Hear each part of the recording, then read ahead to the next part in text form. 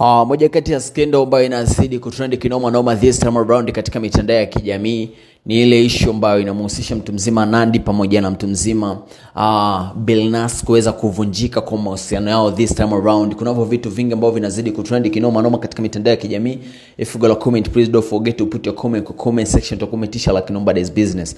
Siku za hivi karibuni Nandy pamoja na mtu mzima Billnass wameonekana wakiwa hawana pete zao za uchumba, na watu wakaweza kwenda mbali na kudai kwamba ndoa ile ya kifahari ambayo walifunga Nandy pamoja na Billnass ni ndoa ambayo this time around imeweza kuvunjika. Watu wengi wanaweza kuchangia maana yao katika mitandao ya kijamii kwamba Nandy pamoja na Billnass kunao watu wengi nyuma yao ambao wamesababisha kuweza kuvunjika kwa ndoa hiyo kama ni kweli. Lakini sasa watu wao ni pamoja na Yami, mmoja kati ya msanii ambaye alikuwa signed chini ya African Princess ya mtu mzima Nandy, kwamba ni mmoja kati ya watu ambao amenyemelea penzi la Nandy pamoja na Billnass. Lakini pia mtu mzima Alikiba amekuwa na ushirikiano mzuri pamoja na Nandy. Ule ukaribu wa Alikiba pamoja na Nandy ni moja kati ya kitu ambacho kinatajwa.